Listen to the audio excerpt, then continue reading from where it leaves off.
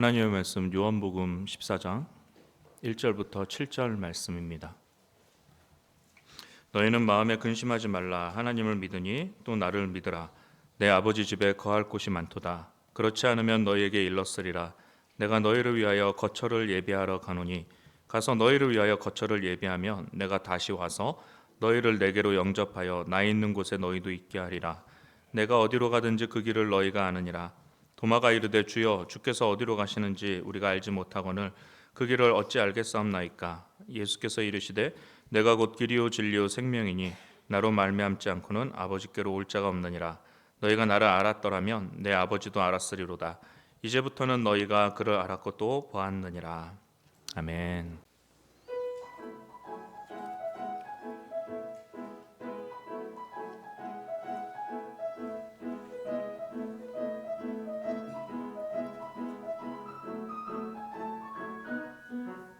참 아름다워라 주님의 세계는 저 솔로몬의 옷보다 더 고운 참 아름다워라 주님의 세계는 저 솔로몬의 옷보다 더 고운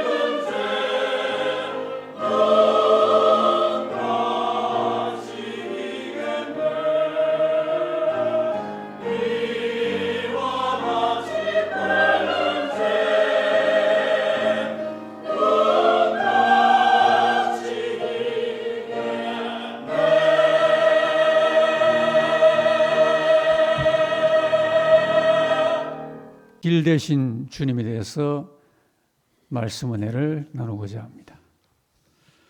우리 주님의 복음은 그 자체가 한없는 하나님의 위로를 담고 있는 그런 복음입니다. 우리는 팔복에서 애통하는 자는 복이 있나니 그들이 위로를 받을 것이며, 이 위로받는 복을 주님이 가르쳤습니다. 우리가 주님 안에서 애통하는 것을 합당하게 하면은 하나님께서 애통하는 자기 백성을 결코 외면치 아니하시고 하늘의 위로로 충만하게 위로하신다 하는 말씀이죠. 오늘 본문은 많이 알려진 요한복음의 기사입니다. 십자가 전에 마음에 극한 근심으로 가득 차 있는 그 제자들에게 우리 주님이 주신 최고의 위로의 메시지입니다. 그런데 가만히 보면은 주님의 이 말씀은 그냥 실질적인 담보도 없는 그런 단순한 위로가 아니었습니다. 말로만 하는 레토릭도 아니었습니다. 실로 굉장한 내용이 담겨 있고요. 그리고 제자들의 그 근심에 대한 강력한 위로로 주신 주님의 대안의 말씀이었어요. 본문 오늘 2절 말씀 보시면은 아버지 집에 거할 곳이 많도다, 그런 말씀을 주십니다. 여기에 거할 곳이 많다 그랬는데요. 많은 거주지들이 있다. 원문은 그런 의미예요. 내 아버지의 집에 많은 거주지들, 많은 집들이 있다, 그런 말입니다. 그래서 영역 성경에서는 many mansions, 맨션이 많다, 그렇게 번역을 했습니다. 자, 스승의 십자가를 앞두고 마음이 무너져 내리고 있는 그 제자들의 근심에 대하여 주님이 위로하신 그 대안은 뭔가 하니 맨션이 많이 있다, 그런 말로 그 제자들의 마음에 근심을 주님이 경감시켜 주신 것입니다. 여기에 이 맨션, 아버지의 그 집에 거주할 그 많은 그 거처라는 것은 안전하게 거할 공간을 말합니다. 보호처가 많다, 그런 말입니다. 이제 십자가형을 받는 그런 주님의 제자들이 세상이 지금 이렇게 험악해지고 이제 그분을 따라온 우리들이 앞으로 어디에 거주할 것인가? 우리가 이 넓은 로마에 통치하는 세계에서 몸둘 곳이 어디 있겠는가? 그런 생각을 가지고 있을 그때에 그들에게 아버지의 집에 많은 거주지가 있다, 너희들이 갈 곳이 많다, 그렇게 말씀하시고 바로 그곳은 다름 아닌 아버지의 집이다, 그렇게 위로를 하고 계시는 것입니다. 그렇지 않으면 너희에게 일렀으리라 그러셨습니다. 아버지 집에 대하여 절대적으로 확정을 주신 겁니다. 만약에 그렇지 않다 그러면은 내가 너희들에게 일렀을 것이다, 그 말씀인데요. 여러분, 오늘 우리가 주님의 이러한 강조하시는 확정의 말씀을 듣고 주님에 대하여, 주님의 말씀에 대하여, 주님의 나라에 대하여, 아버지의 집에 대하여, 이 소망의 말씀에 대하여 확고한 믿음을 갖고 있어야 되겠습니다. 우리가 겉으로만 믿는 사람이다, 신자다, 그럴 것이 아니고 실제적으로 하나님의 모든 말씀의 약속을 마음으로 온전히 믿어야 신자가 아니겠습니까? 오늘 말세에 점점 하나님의 말씀에 대한 믿음이 약해진다고 하는 그런 말씀의 교훈도 있고 또 실제 현실이 그렇습니다.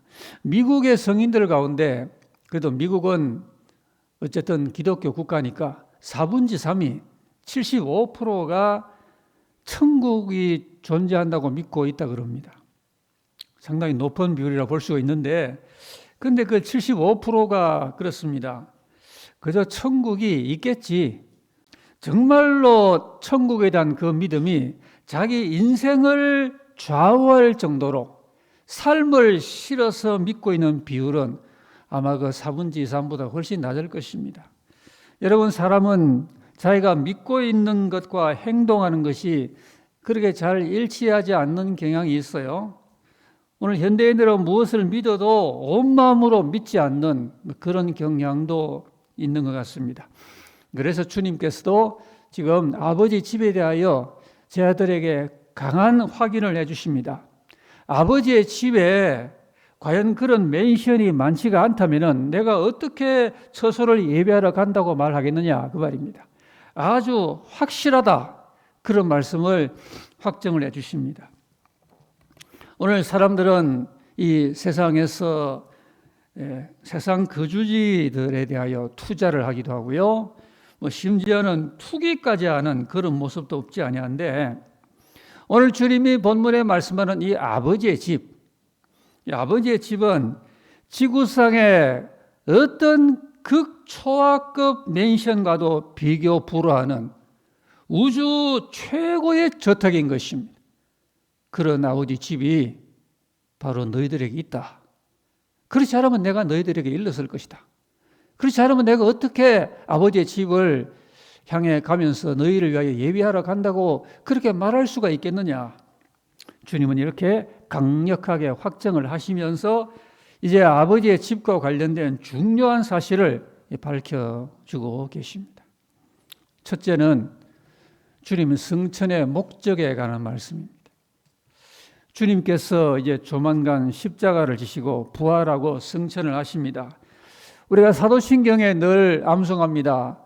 우리 주님이 공로를 다 이루시고 그리고 하늘에 오르사 그러죠? 하늘에 오르사 그 말이 승천을 가리키는 말입니다. 우리 주님이 모든 구속의 공로를 땅에 다 이루시고 이제 승천하실 것을 우리는 매 예배 때마다 사도신경에 고백을 하는 것입니다. 예수님의 승천은 너무도 중요하기 때문에 저와 여러분이 예배 때마다 고백을 해야 될 정도로 우리 기독교 복음 교리의 중요한 그 항목이 된단 말입니다. 그럼 주님께서 왜 승천하시는가? 주님의 모든 그 행동은 이유가 있고 목적이 있지 않습니까? 그 예수님이 살아가는 제 아들을 지상에 남겨두고 왜 올라가시는가? 그 승천의 목적이 있다면 그 목적이 무엇인가? 오늘 그 말씀을 주님이 밝히 우리에게 알려주십니다. 우리 좀 전에 그 말씀이라면은 내가 너희를 위하여 거처를 예비하러 간다라고 그 목적을 분명히 밝혀주셨습니다. 거처를 예비하러 간단 말입니다. 그래서 우리가 이 말씀을 읽을 때 예수님이 하늘에 믿는 사람이 장차 올라가면은 거기서 영원히 살 그 우주의 어딘가 하나님 아버지의 그 굉장한 나라에 살 영원한 그 집을 지으러 가셨구나 이렇게 많이 생각을 합니다. 그런데 우리가 오늘 좀 더 깊이 생각을 해볼 그런 여지가 있는 것입니다. 여러분 생각해 보세요. 태초에 하나님이 천지를 지으실 때 6일 만에 지으셨습니다. 그런 하나님께서 이제 우리를 위해 그 굉장한 물론 집을 지으러 가셨다 그러는데 그 우주의 건축물을 2000년간 지으러 가셨겠습니까? 여기에 우리 주님의 말씀에 보다 깊은 의미와 교훈이 들어있지 않겠습니까? 우리 주님이 예배하러 간다, 준비하러 간다라고 말씀한 그 거처가 과연 무엇일까라는 말인데요. 이 거처는 물론 믿는 자녀가 영생할 그 집을 말합니다. 그런데 주님이 지금 예배하러 가신다고 하는 그곳은 물리적인 공간의 준비이면서 동시에 거기에 거주할 신자 자신들의 준비를 위한 그런 주님의 일을 하러 가신다. 이런 의미가 되는 것입니다. 그러니까 한 집이 가정생활로 영위되려면은 집이 준비되고 그 다음에는 그 집에 들어가 입주해 살 그 거주자들이 준비되고 그래야 온전한 그 집에서 가정을 이루는 모습이 아니겠습니까? 아무리 번쩍번쩍하게 잘 준비된 집이 있다 하더라도 입주할 사람이 준비가 돼야 됩니다. 그 뉴스에 보니까 우리나라의 전국의 미분양 주택이 7만 가구가 넘는다 그런 소식을 들었습니다. 그러니까 7만 가구 이상의 그 새 집들이에요. 그렇게 집은 다 지어놨는데 입주할 사람이 어쨌든 입주 안 하니까 그런 미분양 집이 많다. 그런 소식이죠.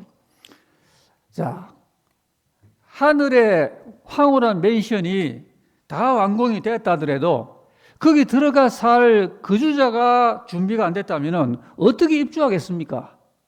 그러니까 그 점을 생각을 해야 됩니다. 예수님이 그 굉장한 솜씨로 우주를 창조하신 주님이 이제 새하늘 새 땅에서도 믿는 자가 살 그 번쩍번쩍한 요한계시록 21장에 나오는 그 집을 준비하셨겠죠? 그런데 우리 주님의 솜씨로 굉장하게 화려하게 준비해 놨는데 거기 들어가 살 합당한 거주지의 그 입주자가 준비가 미비가 됐다면 그럼 어떻게 되겠느냐라는 말입니다. 세베대의 아들들의 그 어머니가 예수님께 이런 청탁을 했다고 복음서에 나오고 있죠. 자기의 그 아들들이 이제 주님이 높이 그렇게 되시면은 자기 아들들을 주님 좌우편에 앉혀달라 이렇게 요청을 한 내용이 나옵니다. 그때 예수님이 그 세베대의 아들들의 모친에게 답변하신 내용은 내 좌우편에 앉는 것은 내가 주는 게 아니라는 말입니다. 내 좌우편에 누가 앉느냐? 너 앉아라, 너 앉아라라고 예수님이 그렇게 주는 게 아니고 내 아버지께서 누구를 위하여 예비하셨던지 그들이 얻을 것이니라 그랬습니다. 아버지 집에서 번쩍번쩍한 예수님이 준비해 놓은 그 집에 들어가 살 사람은 아버지가 누구를 위해 예비하셨던지 바로 그들이 얻어야 된다. 그런 말입니다. 우리가 얻어야 되는 것입니다. 우리가 얻을 준비가 되어야 된단 말입니다. 우리가 주님의 그 예비한 집에 들어가 입주할 입주자의 그 모든 준비로 합당하게 예비가 되어야 된단 말입니다. 여러분, 바울 사도가 이 점에서 아주 의미 깊은 말을 우리에게 교훈을 주었습니다. 뭐냐면은 우리 자신을 처소라고 말씀을 했어요. 바울 사도는요. 에베소 2장 22절 말씀에 너희도 성령 안에서 하나님의 거하실 처소가 되기 위하여 그리스도 예수 안에서 함께 지어져 간다 그랬습니다. 처소가 뭐라고요? 어떤 지어놓은 거기를 처소라 말씀한 게 아니라 바로 너희가 하나님이 들어가 사실 처소가 너희다. 우리란 말입니다. 우리가 처소란 말입니다. 우리가 집이란 말이에요. 우리가 잘 집을 지어지고 우리가 준비되어야 준비된 처소인 우리 안에 주님이 오신단 말씀이고 우리가 하늘나라의 그 백성들의 처소의 핵심이란 말입니다. 그래서 장차 새하늘 새 땅에서 새 예루살렘 성이 하늘에서 내려올 때 그때 그 요한계시록에 하는 말이 바로 저것이 신부다 그렇게 말했습니다. 신부들이 준비된 그 거처가 바로 새 예루살렘 성이 되기도 한다 그런 말씀입니다. 여러분, 성천하신 우리 주님께서 천국 맨션 입주자로 합당하도록 지금도 저와 여러분을 만들어가고 계심을 믿어야 됩니다. 신앙생활은 시간만 보내는 게 결코 아니죠. 지금도 예수님은 이미 천국에서 물리적인 공간은 그 우주의 센터에 가장 황홀한 아버지의 집에 각자가 믿는 사람이 들어가 살 황홀한 처소가 준비가 됐다고 보는 것입니다. 그런데 문제는 우리가 준비가 됐느냐? 우리도 준비되고 집도 준비되고 그래야 딱 들어가 영원히 살 거 아니겠습니까? 이를 위하여 하나님은 2000년 동안에 교회를 통하여 또 성령님의 역사를 통하여 또 말씀의 역사를 통하여 또 예수님은 아버지 보좌 우편에서 우리를 위하여 간구하심을 통해서 또 교회 목회자를 통하여 끊임없이 그 집에 합당하도록 우리를 입주자로 준비하기 위하여 그 일을 예비하셨다라는 말씀입니다. 오늘 그 입주자들이 준비가 끝나면은 마지막 최후의 입주자가 거기에 입주할 사람으로 준비가 다 끝나면은 지체 없이 주님이 내려오실 것입니다. 여러분, 삶의 최고 의미가 여기 있어요. 그렇죠? 교회 생활은 이런 목표, 표대 없이 출입하는 것은 아니죠. 신앙생활의 최고의 의미가 여기 있습니다. 이미 예비된 그 입주 공간에 나는 입주자로 합당하게 지어졌는가? 내가 준비됐는가? 이를 위해서 우리는 목회자를 통하여 목양을 받고 성령님의 감화 감동을 받고 예수님의 우편 간구를 통하여 우리가 주님의 중보를 받고 이런 모든 다듬어가는 우리 신앙 성숙의 과정에 의의가 여기 있는 것입니다.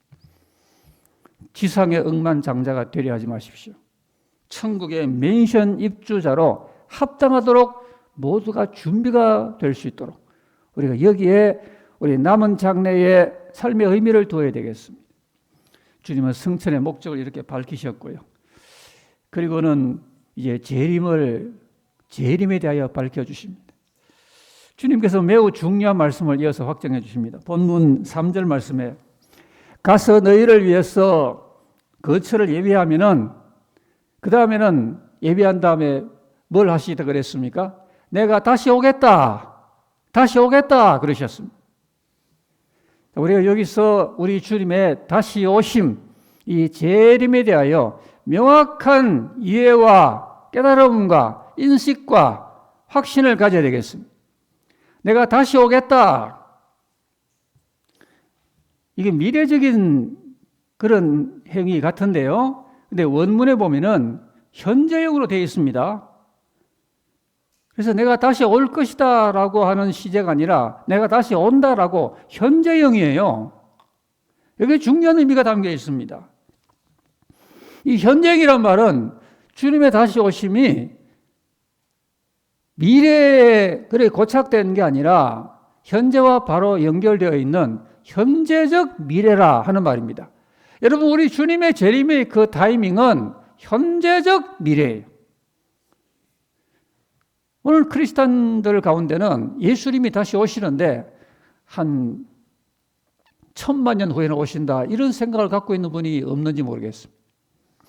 주님의 다시 오심은 하시라도 가능한 그런 타이밍인 것입니다. 너무도 현재 같은 늘 임박한 미래를 이렇게 표현한 겁니다.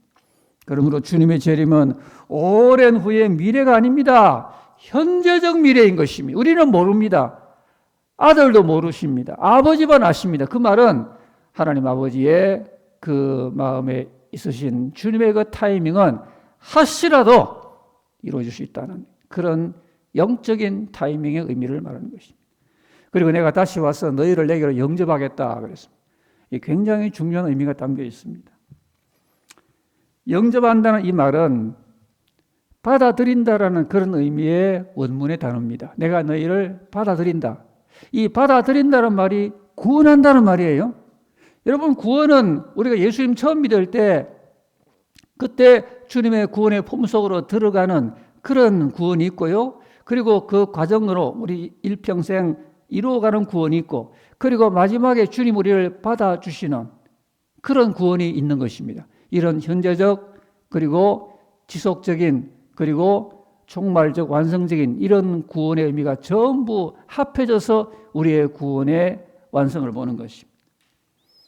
그렇기 때문에 내가 너희를 영접하겠다, 내가 와서 너희를 영접하겠다 말은 주님께서 영접할 사람을 다 그날에 받아준다 그런 말씀인데, 주님이 이렇게 받아들이시는 사람이 구원을 최종 확정을 받고 영화가 되는 것입니다.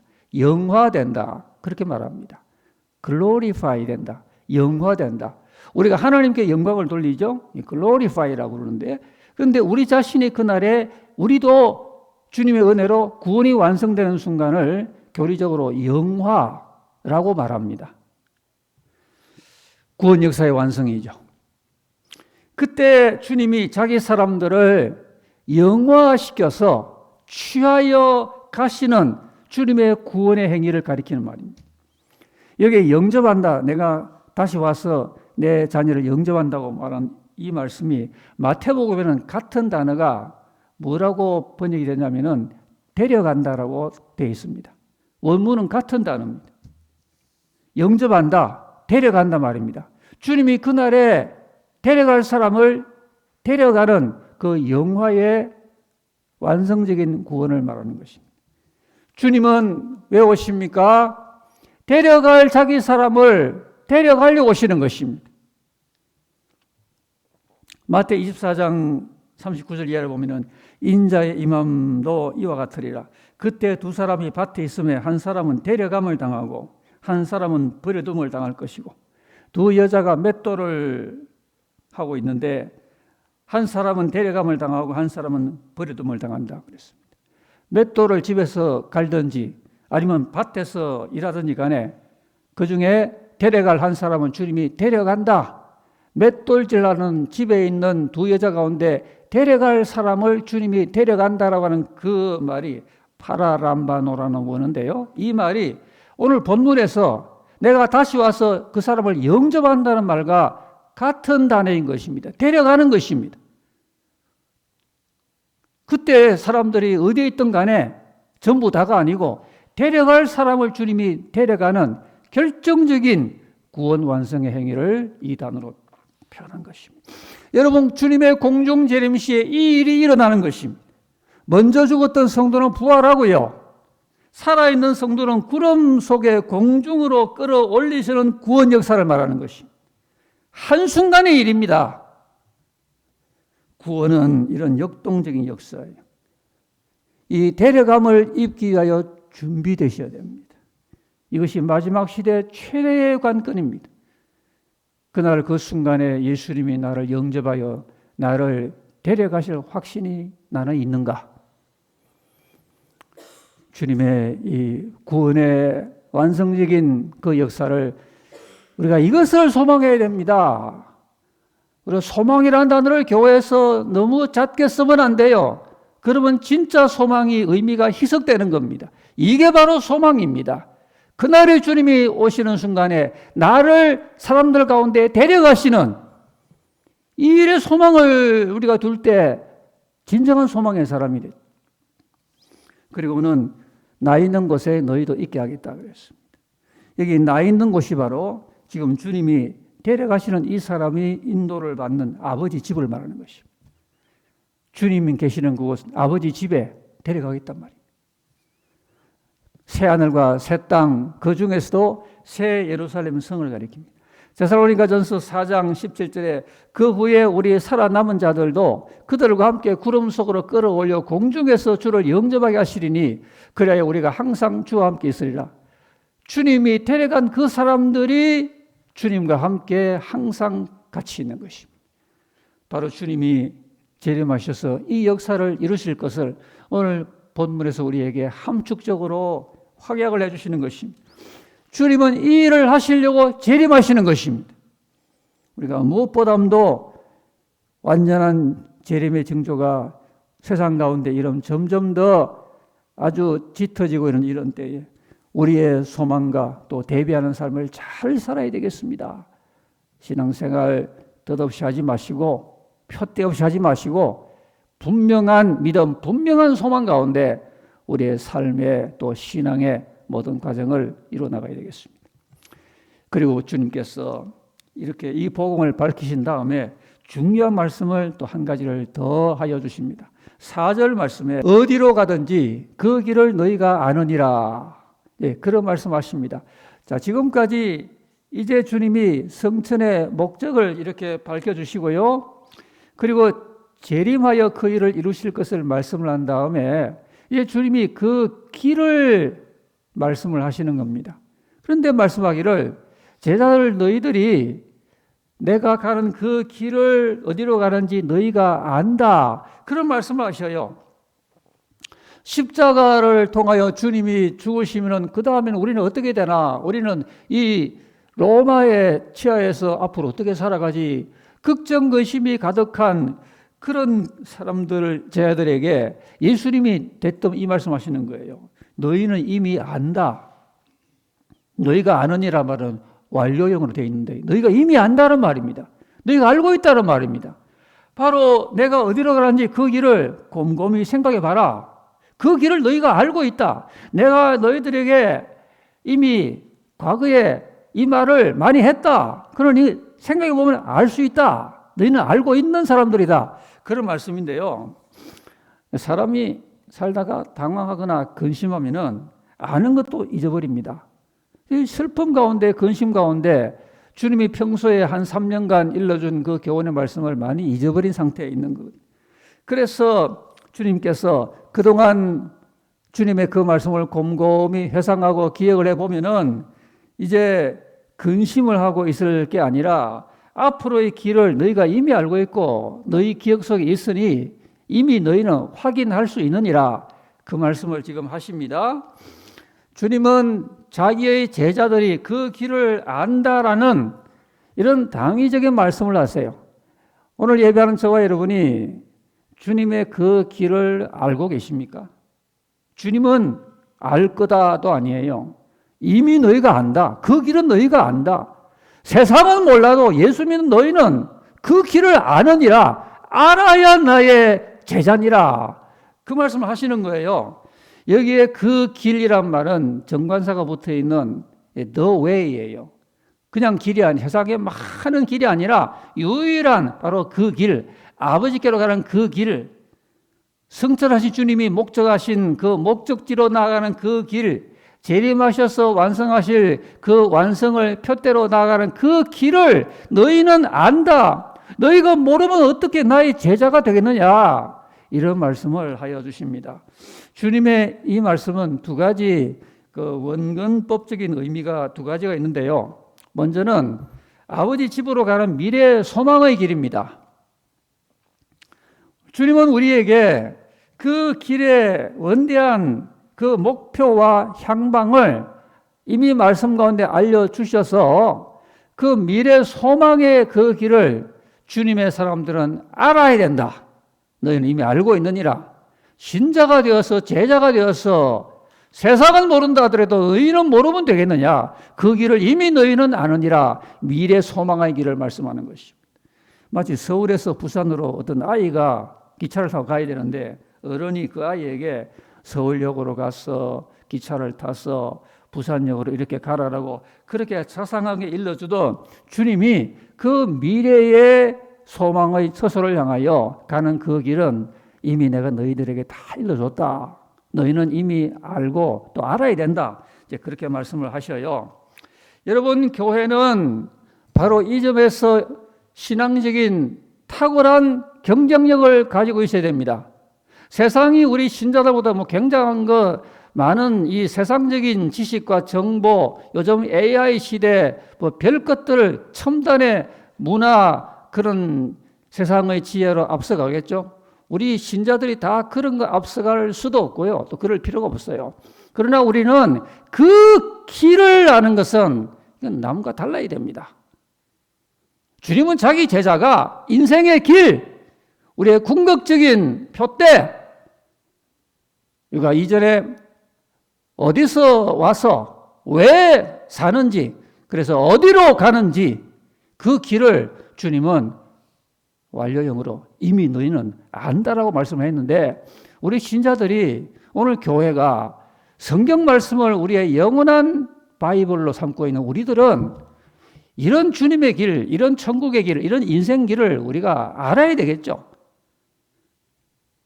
호세아서는 내 백성이 지식이 없어 망한다, 그렇게 말씀을 했는데요. 우리가 교회 경륜만 자랑하지 말고 말씀의 이 지식의 실력이 우리의 경쟁력입니다. 우리 교회가 말씀을 파고들고 말씀을 마음에 새기고 말씀에 타협 안 하고 말씀대로 살려고 설립이 된 교회인, 그런 설립 정신이 거기 있지 않습니까? 우리는 알아야 됩니다. 세상의 어떤 사람들보다 아버지께로 가는 그 길을 밝히 알고 뚜렷하고 뜨거운 소망 가운데 준비되어 있어야 됩니다. 그래서 성경 복음 진리 그리고 예언의 말씀들을 정확히 잘 공부해야 되겠습니다. 잘 공부해서 아버지 집으로 가는 그 길에 오해가 없고 방황이 없도록 우리는 말씀의 진리 가운데 확고하고 든든히 서야 되는 것입니다. 하나님 우리에게 이 말씀을 통하여 이미 다 이 속에 담아 주셨어요. 또 우리가 말씀을 읽고 듣고 공부하지 않으면은 우리가 어떻게 알겠습니까? 미래 소망의 집을 주님이 이렇게 밝히 말씀했고요. 또 한 가지 의미가 그 길이라는 말은 주님을 따라가는 이제 현재 순종의 길을 말하는 것입니다. 주님이 4절에서 그 길을 너희가 아느니라 하니까 그 다음 절에서 아니 그 길을 주님 어떻게 알겠습니까? 이렇게 말합니다. 그때 주님이 하신 유명한 말씀 6절 말씀이죠. 내가 곧 길이요 진리요 생명이니 나로 말미암지 아니하고는 아무도 아버지께로 올 자가 없다. 이런 말씀을 했습니다. 내가 곧 그 길이다 말입니다. 우리나라 한글역에는 그냥 길이다 그랬는데 그것은 좀 잘못된 번역입니다. 그냥 길이 아니에요. 정관사가 있는 유일한 길, the way입니다. 유일한 길이에요. 근데 주님의 이 말씀은 기독교의 유일성을 천명하는 그런 의미만은 아닙니다.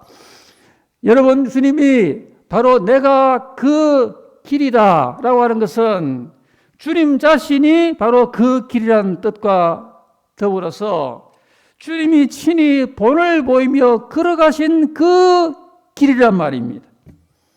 그러니까 주님을 유일하신 우리 구원의 길로 우리가 고백하고요. 나아가서 주님이 걸어가신 그 길로 우리도 따라가는 이거 외에는 아버지께 갈 다른 도리가 없다는 말입니다. 다시 말씀드립니다. 주님을 유일한 길로, 구원의 길로 다른 길은 아예 없어요. 주님의 유일한 구원의 길 되심을 고백하고 나아가서 주님 자신이 그 길을 걸어갔어요. 사람이 되어서.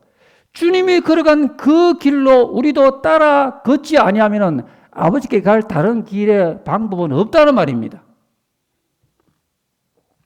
그러므로 그 길은 단지 믿는 것만이 아니라 복음 진리에 순종해서 따라가는 제자의 길을 말하는 것입니다. 주님이 가는 길을 내가 가고요. 주님이 멈추면 나도 멈추고, 주님이 우회전하면 나도 우회전하고요. 주님이 좌로하면 나도 좌회전하고, 주님이 따라간 이 땅에서 33년간 현실적으로 인간이 되셔서 본을 보이신 바로 주님이 걸어간 실제 삶의 그 길을 말하는 것입니다.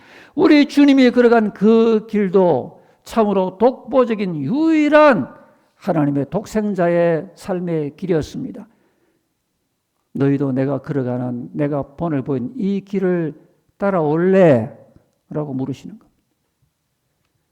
바로 이 길이 주님 따라가는 제자의 길이고 우리는 이것을 제자도라 그렇게 말합니다.